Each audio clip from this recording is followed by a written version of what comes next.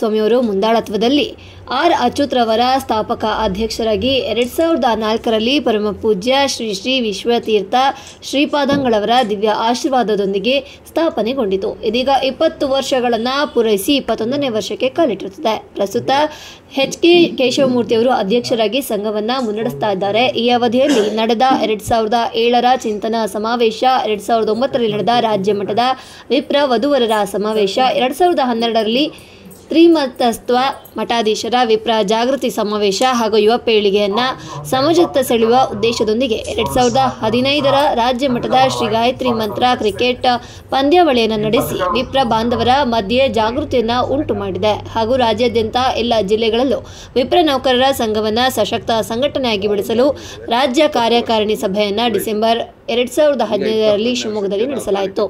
ಕಾರ್ಯಕಾರಿ ಸಭೆಯಿಂದ ರಾಜ್ಯ ಮಟ್ಟದಲ್ಲೂ ಶಿವಮೊಗ್ಗ ವಿಪ್ರ ಸಂಘದ ನೌಕರರ ಸಂಘ ಅತ್ಯಂತ ರಚನಾತ್ಮಕವಾಗಿದೆ ಎಂದು ಮನದಟ್ಟಾಯಿತು. ರಾಜ್ಯದಾದ್ಯಂತ ಪ್ರತಿ ಜಿಲ್ಲೆಗಳಲ್ಲೂ ಈ ಸಂಘಟನೆ ಬಲಗೊಳಿಸಲು ನಮ್ಮ ಸಂಘ ಪ್ರಯತ್ನ ಪಡ್ತಾ ಇದೆ. 18 ಜಿಲ್ಲೆಗಳ ಪ್ರತಿನಿಧಿಗಳು ಸಕ್ರಿಯವಾಗಿ ಭಾಗವಹಿಸಿದ್ದು ವಿಶೇಷವಾಗಿತ್ತು ಎಂದು ಹೇಳ್ಕೊಳ್ಳೋದಿಷ್ಟೇನೆ.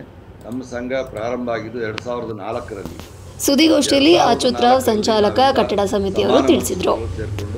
ಕೇಂದ್ರ ಮತ್ತು ರಾಜ್ಯ ಸರ್ಕಾರ ಹಾಗೂ ಬ್ಯಾಂಕ್ ಎಂಪ್ಲಾಯೀಸು ಮತ್ತು ಯಾರು PF ಕಟ್ಟಾಗುತ್ತೋ ಅಂಥ ನೌಕರರುಗಳನ್ನು ಸದಸ್ಯರನ್ನಾಗಿ ಮಾಡಿಕೊಂಡು ಈ ಸಂಘವನ್ನು ಒಂದು ಸಮಾಜಮುಖಿಯಾದಂಥ ಸಮಾಜಕ್ಕೆ ಉತ್ತಮವಾದ ಒಳ್ಳೆಯ ಒಂದು ಸಂದೇಶವನ್ನು ಕೊಡಬೇಕು ಮತ್ತು ಒಳ್ಳೆಯ ಕಾರ್ಯಗಳನ್ನು ಮಾಡಬೇಕು ಅನ್ನೋ ದೃಷ್ಟಿ ಇಟ್ಕೊಂಡು ಈ ಸಂಘ ಪ್ರಾರಂಭ ಮಾಡಿದ್ವಿ.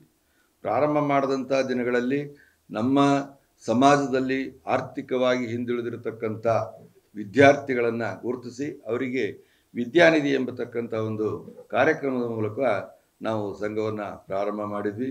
ನಂತರದಲ್ಲಿ ನಮ್ಮ ನೌಕರರುಗಳಿಗೆ ಏನಾದರೂ ತೊಂದರೆ ಆದಂಥ ಸಂದರ್ಭದಲ್ಲಿ ಅವರಿಗೆ ಸಹಾಯ ಆಗಬೇಕು ನಮ್ಮಿಂದ ಅನ್ನೋವಂಥದ್ದು ಒಂದು ದೃಷ್ಟಿಯನ್ನು ಇಟ್ಕೊಂಡು ಈ ಒಂದು ಎಲ್ಲ ದೃಷ್ಟಿಯಿಂದ ಈ ಸಂಘ ಪ್ರಾರಂಭ ಆಯಿತು. ನಾವು ಪ್ರಾರಂಭ ಮಾಡಿದಂಥ ಸಂದರ್ಭದಲ್ಲಿ ಬರೀ ನಮ್ಮ ನೌಕರ ವರ್ಗದವ್ರದ್ದು, ಆಮೇಲೆ ನಮ್ಮ ವಿದ್ಯಾರ್ಥಿಗಳದ್ದು ಮತ್ತು ಆ ವಿದ್ಯಾರ್ಥಿಗಳು ಓದುವಂಥ ಸಂದರ್ಭದಲ್ಲಿ ಅವರು ಪರೀಕ್ಷೆಯನ್ನು ಕಟ್ಟುವಂಥ ಸಂದರ್ಭದಲ್ಲಿ ಆ ಪರೀಕ್ಷೆಗೆ ಮುಂಚಿತವಾಗಿ ಯಾವ ರೀತಿ ಪ್ರಿಪೇರ್ ಆಗಬೇಕು ಏನು ಅನ್ನೋದ್ರ ಬಗ್ಗೆ ಒಂದು ಮನೋವೈದ್ಯರು ಮತ್ತು ಹಾಗೂ ಒಬ್ಬ ಉಪನ್ಯಾಸಕರುಗಳನ್ನು ಕರೆಸ್ಬಿಟ್ಟು ಅದಕ್ಕೆ ಒಂದು ತರಬೇತಿಯನ್ನು ಸಹ ನಾವು ನೀಡ್ತಾ ಬಂದಿದ್ದೇವೆ. ಇದಾದ ನಂತರದಲ್ಲಿ ನಾವೆಲ್ಲ ಯೋಚನೆ ಮಾಡಿದ್ವಿ, ನಮ್ಮ ಬರೀ ನೌಕರ ವರ್ಗದವರಿಗೆ ಅಷ್ಟಕ್ಕೆ ಆಗಿದೆ, ಸಮಾಜಕ್ಕೂ ಸಹ ನಾವು ಪೂರಕವಾಗಿ ಕೆಲಸಗಳ ಕಾರ್ಯಗಳನ್ನು ಮಾಡಬೇಕು ಅಂತ ಯೋಚನೆ ಇಟ್ಕೊಂಡಾಗ ನಮ್ಮ ಏನು ಈ ಒಂದು ಸಂಘವನ್ನು ಪ್ರಾರಂಭ ಮಾಡುವಂಥ ಸಂದರ್ಭದಲ್ಲಿ ಶಿವಮೊಗ್ಗದಲ್ಲಿ ಮೊಟ್ಟಮೊದಲಿಗೆ ಸಾಗರ ತಾಲೂಕಿನಲ್ಲಿ ವಿಪ್ರ ನೌಕರ ಸಂಘ ಇತ್ತು. ಅಲ್ಲಿ ಮಾಸ ನಂಜುಂಡಸ್ವಾಮಿಯವರು ಈ ಒಂದು ಸಂಘವನ್ನು ಪ್ರಾರಂಭ ಮಾಡಿದರು. ನಂತರದಲ್ಲಿ ನಾವು ಇಲ್ಲಿ ಛಾಯಾಪತಿ, ನಾನು, ಅನಂತು, ಕೇಶವಮೂರ್ತಿ ಮತ್ತು ರಘುಪತಿ, ಹೀಗೆ ಹಲವಾರು ದತ್ತಕುಮಾರು, ಈ ಥರದ ಎಲ್ಲ ಸೇರಿಕೊಂಡು ಒಂದು ನಾವು ಇದು ಮಾಡಿ ಈ ಸಂಘ ಪ್ರಾರಂಭ ಮಾಡಿದ್ದು. ಅದಾದ ನಂತರ ಒಂದು ಸಂದರ್ಭದಲ್ಲಿ ಕುವೆಂಪು ರಂಗದಲ್ಲಿ ನಮ್ಮ ಮಾಸ ನಂಜುಂಡಸ್ವಾಮಿ ನಮಗೆ ಸಿಕ್ಕಿದ್ರು. ಸಿಕ್ಕಂಥ ಸಂದರ್ಭದಲ್ಲಿ 89ರಲ್ಲಿ ನಾವೊಂದು ಸಮಾವೇಶ ಮಾಡಿದ್ವಿ. ಅದಾದಮೇಲೆ ಶಿವಮೊಗ್ಗದಲ್ಲಿ ಆಗಿಲ್ಲ. ಸೊ ಹಾಗಾಗಿ ಒಂದು ಸಮಾವೇಶನ ಎಲ್ಲ ವಿಪ್ರ ಸಂಘಟನೆಗಳನ್ನು ಒಂಟುಗೂಡಿಸ್ಕೊಂಡು ಮಾಡೋಣ ಅಂಥೇಳಿ ಮಾಡಿದಾಗ 2007ರಲ್ಲಿ ವಿಪ್ರ ಚಿಂತನಾ ಸಮಾವೇಶ ಮಾಡಿದ್ವಿ. ಅದು ಬಹಳ ದೊಡ್ಡ ಯಶಸ್ವಿಯನ್ನು ಕಾಣ್ತದೆ, ನಮಗೆಲ್ಲ ಗೊತ್ತಿದೆ. ಯಾಕೆಂದರೆ ನಾವು ಪತ್ರಕರ್ತರ ಸಹಕಾರವನ್ನು ಮರೆಯುವಾಗಿಲ್ಲ. ಆ ಸಂದರ್ಭದಲ್ಲಿ ನಾವು ಕಾರ್ಯಕ್ರಮ ಮಾಡಿದ್ವಿ.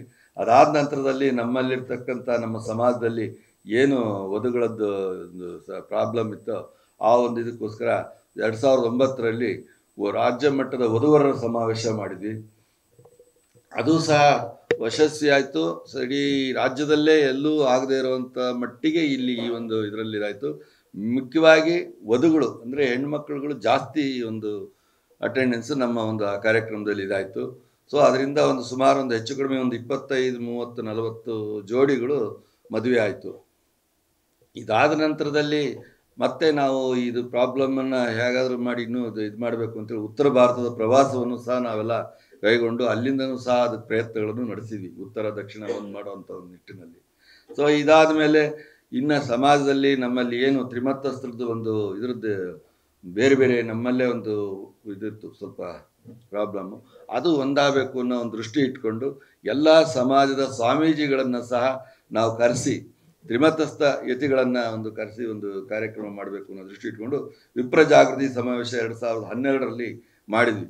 ಇದು ಎಷ್ಟರ ಮಟ್ಟಿಗೆ ಸಕ್ಸಸ್ ಆಯಿತು ಅಂದರೆ ಇಡೀ ರಾಜ್ಯದಲ್ಲೆಲ್ಲ, ಇಡೀ ದೇಶದಲ್ಲೂ ಸಹ ಎಲ್ಲೂ ಆಗಿರಲಿಲ್ಲ. ಆ ಥರದ ಒಂದು ನಭೂತೋ ನ ಭವಿಷ್ಯತಿ ಅನ್ನೋ ಮಟ್ಟದಲ್ಲಿ ಒಂದು ಕಾರ್ಯಕ್ರಮ ನಡೀತು.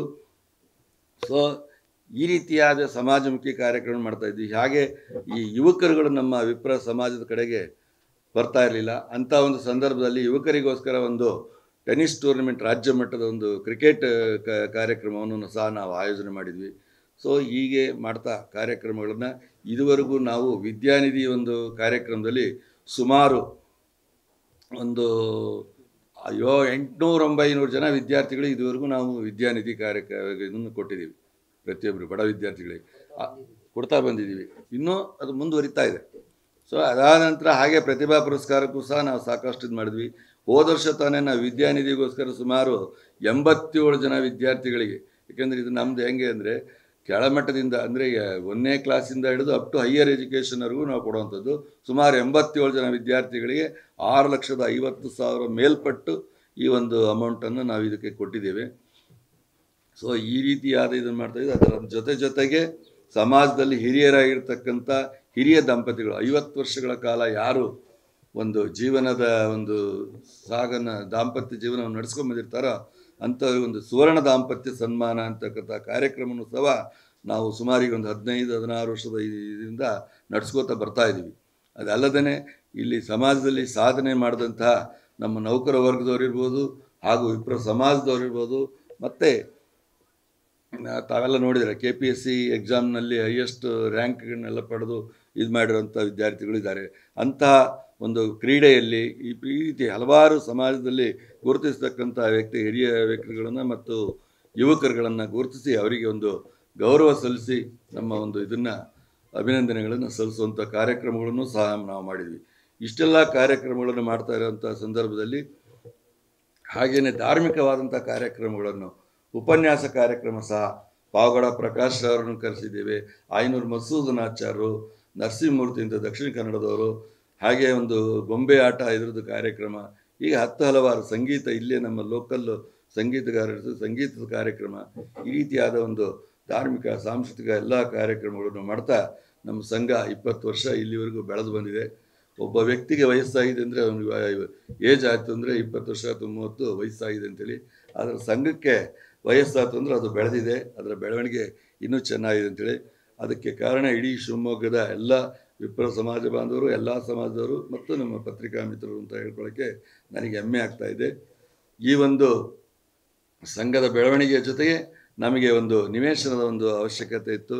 ಏಕೆಂದರೆ ಇಡೀ ರಾಜ್ಯದಲ್ಲಿ ವಿಪ್ರ ನೌಕರರ ಸಂಘಕ್ಕೆ ಮೊಟ್ಟ ಮೊದಲನೇದಾಗಿ ನಮಗೆ ಒಂದು ನಿವೇಶನ ಅಂತ ಸಿಕ್ಕಿರೋದು. ಅದು ನಮ್ಮ ಮಾಜಿ ಶಾಸಕರಾದಂಥ KB ಪ್ರಸನ್ನ ಕುಮಾರ್ ಅವರ ಅವಧಿನಲ್ಲಿ ಸೂಡಾದಿಂದ 80/50 ಸೈಟು ಇಲ್ಲೇ ನಮ್ಮ ವಿದ್ಯಾನಗರ ರೈಲ್ವೆ ಸ್ಟೇಷನ್ ಹಿಂಭಾಗದಲ್ಲಿ ಹೊಳೆಹೊನ್ನೂರು ರೋಡ್ ಏನಿದೆಯಲ್ಲ, ಅಲ್ಲಿ ಫ್ಲೈಓವರ್ ಕೆಳಗಡೆ ಭಾಗದಲ್ಲಿ ಹೆಚ್ಚು ಕಡಿಮೆ ಆ ಕಡೆ ಸೈಡ್ ರೈಟ್ ಸೈಡಲ್ಲಿ ಬರುತ್ತೆ. ಅಲ್ಲಿ ನಮಗೆ ಒಂದು ನಿವೇಶನ ಮಂಜೂರಾಗಿದೆ. ಆ ಒಂದು ಜಾಗದಲ್ಲಿ ನಾವೀಗ ಒಂದು ಕಟ್ಟಡವನ್ನು ಕಟ್ಟಬೇಕು ಅನ್ನೋ ಯೋಚನೆ ಮಾಡಿದ್ದೀವಿ. ಅದಕ್ಕೋಸ್ಕರ ಈಗಾಗಲೇ ನಮ್ಮ ಶಾಸಕರ ಅನುದಾನದಿಂದ 20 ಲಕ್ಷ ಕೊಟ್ಟಿದ್ದಾರೆ, ಮತ್ತು MP ಅವರು 10 ಲಕ್ಷ ರೂಪಾಯಿ ಕೊಟ್ಟಿದ್ದಾರೆ, ಮತ್ತು ವಿಧಾನ ಪರಿಷತ್ ಸದಸ್ಯರುಗಳಂತ ಡಾಕ್ಟರ್ ಸರ್ಜಿ ಮತ್ತು ಅರುಣ್ ಇವರುಗಳು ಸಹ ಕೊಡ್ತೀವಿ ಅಂತ ಹೇಳಿದೆ. ಅದಲ್ಲದೇ ಜಿಲ್ಲಾ ಉಸ್ತುವಾರಿ ಸಚಿವರಂಥ ಮಧು ಬಂಗಾರಪ್ಪನವರು ಸಹ ಈ ಒಂದು ಇದಕ್ಕೆ ನಾನು ಸಹಕಾರ ಕೊಡ್ತೀನಿ. ಮತ್ತು ಎಲ್ಲದರ ಜೊತೆಗೆ ಮೊನ್ನೆ ತಾನೇ ನಮ್ಮ ಆರೋಗ್ಯ ಮತ್ತು ಕುಟುಂಬ ಕಲ್ಯಾಣ ಇಲಾಖೆಯ ಸಚಿವರಾಗಿದ್ದ ದಿನೇಶ್ ಗುಂಡೂರಾವ್ ಅವರು ಬಂದಿದ್ದರು. ಅವರಿಗೂ ಸಹ ನಾವು ಆಹ್ವಾನವನ್ನು ನೀಡಿದ್ದೇವೆ. ಅವರು ಸಹ ನಾನು ಕೈಲಾದ ಸಹಾಯ ಮಾಡ್ತೀನಿ ಅಂತ ಹೇಳಿದ್ದಾರೆ. ಹೀಗೆ ಒಟ್ಟಾರೆಯಾಗಿ ಎಲ್ಲರನ್ನು ಕ್ರೋಢೀಕರಿಸ್ಕೊಂಡು ಮತ್ತು ನಮ್ಮ ವಿಪ್ರ ನೌಕರರುಗಳ ಹತ್ರ ಸಹ ದೇಣಿಗೆಯನ್ನು ಪಡ್ಕೊಂಡು, ನಂತರ ವಿಪ್ರ ಸಮಾಜದ ಪ್ರಮುಖರುಗಳಲ್ಲಿ ದೇಣಿಗೆಯನ್ನು ಪಡೆದುಕೊಂಡು ಈ ಒಂದು ಕಟ್ಟಡದ ಭೂಮಿ ಪೂಜೆ ಕಾರ್ಯಕ್ರಮವನ್ನು ನಾಳೆ ಇದನ್ನು ಮಾಡ್ತೀವಿ. ಅದಕ್ಕೆ ತಮ್ಮೆಲ್ಲರ ಪ್ರಚಾರ ಬಹಳ ಮುಖ್ಯ. ಪತ್ರಿಕೆಯವರೆಲ್ಲರೂ ಪ್ರಚಾರ ಕೊಟ್ಟು ಇದಕ್ಕೆ ಇದು ಮಾಡಬೇಕಂತ ಈ ಒಂದು ಕಾರ್ಯಕ್ರಮದಲ್ಲಿ ಈಗಾಗಲೇ ನಾನು ಹೇಳಿದಾಗೇ ಜಿಲ್ಲಾ ಉಸ್ತುವಾರಿ ಸಚಿವರಾದಂಥ ಮಧು ಬಂಗಾರಪ್ಪನವರು ಹಾಜರಿರುತ್ತಾರೆ. ಮತ್ತು ಲೋಕಸಭಾ ಸದಸ್ಯರಾಗಿದ್ದ BY ರಾಘವೇಂದ್ರ, ಮಾಜಿ ಉಪಮುಖ್ಯಮಂತ್ರಿಗಳಿದ್ದ KS ಈಶ್ವರಪ್ಪನವರು, ಮತ್ತು ಸ್ಥಳೀಯ ಶಾಸಕರಂಥ ಚನ್ನಬಸಪ್ಪನವರು, ಹಾಗೆ ವಿಧಾನ ಪರಿಷತ್ ಸದಸ್ಯರಾಗಿದ್ದ ಡಾಕ್ಟರ್ ಧನಂಜಯ್ ಸರ್ಜಿ, DS ಅರುಣ್, ಮತ್ತು ಮಾನ್ಯ ಹಿಂದಿನ ಲೋಕಸಭಾ ಸದಸ್ಯರಾಗಿರ್ತಕ್ಕಂಥ ಆಯನೂರು ಮಂಜುನಾಥ್ರವರು, ಹಾಗೆ S ರುದ್ರೇಗೌಡರು, ಮತ್ತು ಇನ್ನೂ ನಮ್ಮ ಎಲ್ಲ ಪಕ್ಷದ ಕೆಲವು ಪ್ರಮುಖರು, ಈಗ ಜಿಲ್ಲಾ ಕಾಂಗ್ರೆಸ್ ಅಧ್ಯಕ್ಷರಾದ R ಪ್ರಸನ್ನ ಕುಮಾರ್ ಅವರು ಇರ್ಬೋದು, ಮತ್ತು HS ಸುಂದರೇಶ್ ಅವರು ಸೂಡಾ ಅಧ್ಯಕ್ಷರು, ಎಚ್ ಎಸ್ ಸುಂದರೇಶ್ ಅವರು, ಹೀಗೆ ಎಲ್ಲರನ್ನೂ ಸಹ ಯಾರನ್ನೂ ಎಸ್ ದತ್ತಾತ್ರೇಯವರು, ನಮ್ಮ ವಿಪ್ರ ಸಮಾಜದ ಪ್ರಮುಖರುಗಳು, ಉದ್ಯಮಿಗಳು ಮತ್ತು ನಮ್ಮ ಎಲ್ಲ ನೌಕರ ವರ್ಗದವರು, ಸದಸ್ಯರುಗಳು ಎಲ್ಲರಿಗೂ ಸಹ ನಾವು ಆದಷ್ಟು ಕರೆದಿದ್ದೇವೆ. ಅಕಸ್ಮಾತ್ ಯಾರಿಗಾದರೂ ಕರೆಯೋದು ಮಿಸ್ ಆಗಿದ್ದರೆ ಈ ಒಂದು ಪತ್ರಿಕಾ ಮಾಧ್ಯಮದ ಮುಖಾಂತರ ತಮ್ಮೆಲ್ಲರಿಗೂ ಆಹ್ವಾನವನ್ನು ನೀಡ್ತಾ ಇದ್ದೇವೆ. ದಯವಿಟ್ಟು 5ನೇ ತಾರೀಕು ಬೆಳಗ್ಗೆ 8:30ಕ್ಕೆ ನಮ್ಮ ಈ ಒಂದು ಸಂಘದ ಕಟ್ಟಡದ ಕಾರ್ಯಕ್ರಮಕ್ಕೆ ಬರಬೇಕು ಅಂಥೇಳಿ ಅವರಲ್ಲಿ ಕೇಳ್ಕೊಳ್ತಾ ಇದ್ದೀನಿ. ಈಗ ನಮ್ಮ ವಿಪ್ರ ನೌಕರ ಸಂಘ ತಮಗೆಲ್ಲ ತಿಳಿದಿದೆ, ಇದು ರಾಜ್ಯ ಮಟ್ಟದಲ್ಲಿ ಇರುವಂಥ ಒಂದು ಸಂಘ ಇದು. ಯಾಕೆಂದರೆ ರಾಜ್ಯ ಮಟ್ಟದ ಎಲ್ಲ ಜಿಲ್ಲೆಗಳಲ್ಲೂ ಈಗಾಗಲೇ ಆಲ್ರೆಡಿ ನಮ್ಮ ಸಂಘ ಇದಾಗಿದೆ, ಮತ್ತು ನಮ್ಮ ಶಿವಮೊಗ್ಗದಲ್ಲೂ ಇದೆ. ಸೊ ಹಾಗಾಗಿ ಶಿವಮೊಗ್ಗದಲ್ಲಿ ಮೊಟ್ಟಮೊದಲಾಗಿ ಇಲ್ಲಿ ನಿವೇಶನ ಇರೋದ್ರಿಂದ ಈ ಒಂದು ನಿವೇಶನದಲ್ಲಿ ಕಟ್ಟಡವನ್ನು ಕಟ್ತಾ ಇದ್ದೇವೆ. ಅದಕ್ಕೆ ತಾವೆಲ್ಲರೂ ಸಹಕಾರ ಕೊಡಬೇಕು ಅಂತ ಕೇಳ್ಕೊಳ್ತಾ ನನ್ನ ಪತ್ರಿಕಾಗೋಷ್ಠಿಯನ್ನು ಮುಗಿಸ್ತಾ ಇದ್ದೀನಿ. ನಮ್ಮ ಈಗ ಅಧ್ಯಕ್ಷರಾದಂಥ ಶೇಪಲ್ಲಿದೆ. ಒಟ್ಟು 4000 ಚದರಡಿ ಇರತಕ್ಕಂಥ ನಿವೇಶನದಲ್ಲಿ ನಾವು 3 ಅಂತಸ್ತಿನ ಅಂದರೆ 2 ಅಂತಸ್ತಿನ ಕಟ್ಟಡವನ್ನು ಕಟ್ಟಬೇಕು ಅಂತಕ್ಕಂಥದ್ದು. ಒಂದು ನೆಲಮಹಡಿ ಪಾರ್ಕಿಂಗಿಗಾಗಿ, ಒಂದು ಫಸ್ಟ್ ಫ್ಲೋರು ಮತ್ತು ಸೆಕೆಂಡ್ ಫ್ಲೋರು, ಒಟ್ಟು 100 ಚದರದ ನಾವು ಕಟ್ಟಡವನ್ನು ಕಟ್ಟಬೇಕು ಅಂತ ಹೇಳ್ಬಿಟ್ಟು ಪ್ಲ್ಯಾನ್ ಮಾಡಿದ್ದೀವಿ. ಅದಕ್ಕೆ 2,225,00,000 ಖರ್ಚಾಗುತ್ತೆ. ಅದರಲ್ಲಿ ವಿಶೇಷವಾಗಿ ನಾವು ನಮ್ಮ ಮೀಟಿಂಗ್ ಹಾಲ್, ತುಂಬ ಸಫಿಸ್ಟಿಕೇಟೆಡ್ ಮೀಟಿಂಗ್ ಹಾಲ್ ಒಂದು ಮಾಡಬೇಕು ಮಾಡ್ಕೊಂಡಿದ್ದೀವಿ. ನಮ್ಮ ಸಂಘದ ಬೇರೆ ಬೇರೆ ಕಾರ್ಯಕ್ರಮಕ್ಕೆ ಅನುಗುಣವಾಗುವಂಥ ಒಂದು ದೊಡ್ಡ ಹಾಲ್ ಮಾಡಬೇಕು ಅಂತ ಮಾಡ್ಕೊಂಡಿದ್ದೀವಿ. ಆಮೇಲೆ ಹೊರಗಡೆಯಿಂದ ಬರೆದಂಥ ನಮ್ಮ ಬಂಧುಗಳೇನಾದ್ರು ಬಂದು ಟ್ರೈನಿಂಗ್ ಬಂದರೆ ಉಳ್ಕೊಳ್ಳೋಕ್ಕೆ ಆಗುವಂಥ ಒಂದು ರೂಮ್ಸ್ ಮತ್ತು ಡಾರ್ಮೆಟ್ರಿ ಹಾಲ್ ಮಾಡಬೇಕು ಅಂತಕ್ಕಂಥ ಉದ್ದೇಶದಿಂದ ಈ ಕಾರ್ಯಕ್ರಮ ಮಾಡ್ತಾಯಿದ್ದೀವಿ. ಯಾಕೆಂದರೆ ಬೇರೆ ಕಟ್ಟಡ ನಮ್ಗೆ ಅಷ್ಟಕ್ಕೆ ಅಲ್ಲ, ಹೊರಗಡೆ ಬರುವಂಥ ಬಂಧುಗಳು ಎಲ್ಲರೂ ಕೂಡ ಅದು ಉಪಯೋಗ ಆಗಬೇಕು ಅಂತಕ್ಕಂಥ ಇದರಿಂದ ಅದನ್ನು ಮಾಡ್ತಾಯಿದ್ದೀವಿ. ಒಟ್ಟು ಅದರ ಅಂದಾಜು ವೆಚ್ಚ 2,25,00,000 ಆಗುತ್ತೆ. ಅದನ್ನು ಎಲ್ಲ ಸಮಾಜ ಬಾಂಧವರನ್ನ ಸಂಗ್ರಹಿಸಿ, ಏನು ಶಾಸಕರು ಅನುದಾನ ಕೊಟ್ಟಿದ್ದಾರೆ, ಜೊತೆಯಲ್ಲಿ ನಮ್ಮ ಸಂಘದ ನೌಕರರು ಕೂಡ ಎಲ್ಲರೂ ಅದಕ್ಕೆ ಈಗಾಗಲೇ ಕೊಟ್ಟಿದ್ದಾರೆ, ಈಗ ಕೊಡ್ತಾನೆ ಇದ್ದಾರೆ. ಅವರೆಲ್ಲರ ಸಹಕಾರದಿಂದ ಈ ಕಟ್ಟಡವನ್ನು ಕಟ್ಟಬೇಕು ಅಂತ ಮಾಡ್ಕೊಂಡಿರ್ತಕ್ಕಂಥದ್ದು. ಒಂದು ನಮ್ಮದೇ ಸ್ವಂತ ಕಟ್ಟಡ ಆದರೆ ನಮ್ಮ ಸಂಘದ ಕಾರ್ಯಕ್ರಮಗಳನ್ನ ಇನ್ನೂ ನಾವು ವಿಶೇಷವಾಗಿ ನಾವು ಮಾಡ್ಬೋದು ಅನ್ನೋ ಉದ್ದೇಶದಿಂದ ಕಟ್ಟಡ ಬೇಕಾಗಿದೆ. ಬೇರೆ ನಮ್ಮದು ಆದಾಗ ನಾವು ಏನು ಬೇಕಾದ್ರೂ ಕಾರ್ಯಕ್ರಮ ರೂಪರೇಷೆ ಮಾಡಬೇಕು ಅನ್ನೋ ಉದ್ದೇಶದಿಂದ ಇದಕ್ಕೆ ಕೈ ಹಾಕಿದ್ದೀವಿ.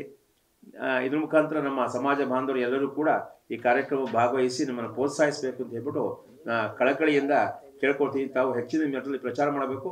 ಎಲ್ಲಕ್ಕಿಂತ ಹೆಚ್ಚಾಗಿ ಗುರುವಾರ ಬೆಳಗ್ಗೆ 8:30 ತಾವು ಎಲ್ಲರೂ ಕೂಡ ಬಂದು ನಮ್ಮ ಆಮಂತ್ರಣ ಸ್ವೀಕರಿಸಿ ನಮ್ಮ ಆ ಕಾರ್ಯಕ್ರಮ ಕೂಡ ನಾವು ಮಾಧ್ಯಮ ಮುಖಾಂತರ ಪ್ರಚಾರ ಮಾಡಬೇಕು ಅಂತ ಹೇಳಿ ತಮ್ಮಲ್ಲಿ ಕಳಕಳಿಯಿಂದ ಕೋರ್ಟ್